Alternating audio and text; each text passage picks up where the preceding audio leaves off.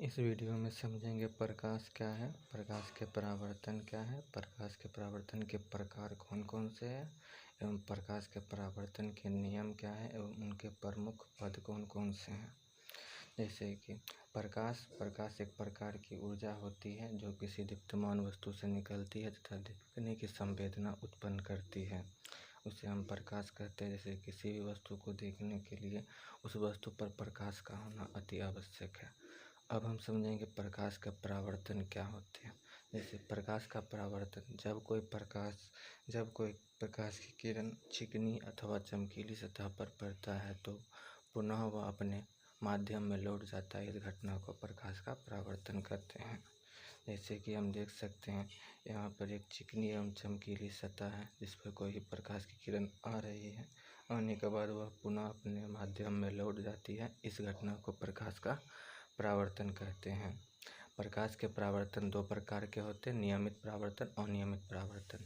अब नियमित परावर्तन क्या होती है, अनियमित परावर्तन क्या होती है। नियमित परावर्तन में सतह होता है जो है वो चिकनी एवं चमकीली होती है, जिस कारण कोई प्रकाश आती है तो एक निश्चित नियम को फॉलो करते हुए वह अपने माध्यम में वापस लौट जाते हैं। इस घटना को हम नियमित परावर्तन कहते हैं। अनियमित परावर्तन में रूखड़ी एवं चमकीली सतह होती है, जिस कारण प्रकाश आती है पर जाती है, आती है जाती है, पर एक निश्चित नियम का पालन नहीं कर पाती है। इस कारण हम इसे अनियमित परावर्तन कहते हैं।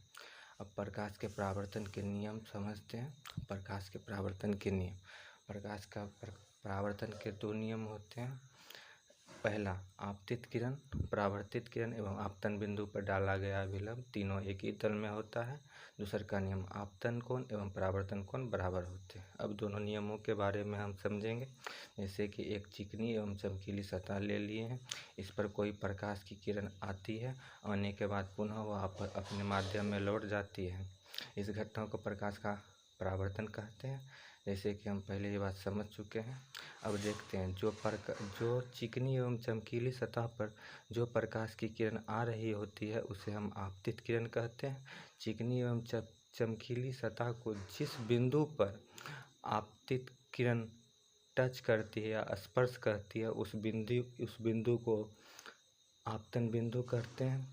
आपतित किरण चिकनी एवं चमकीली सतह से टकराने के बाद पुनः अपने माध्यम में वापस लौट जाती है। इस घटना को प्रकाश का परावर्तन कहते हैं और इसे ही परावर्तित किरण कहते हैं। और आपतन बिंदु पर खींचा गया लंब को अभिलंब कहते हैं। एवं आपतन कोण किसे कहते हैं, आपतित किरण अभिलंब के बीच बने कोण को आपतन कोण कहते हैं।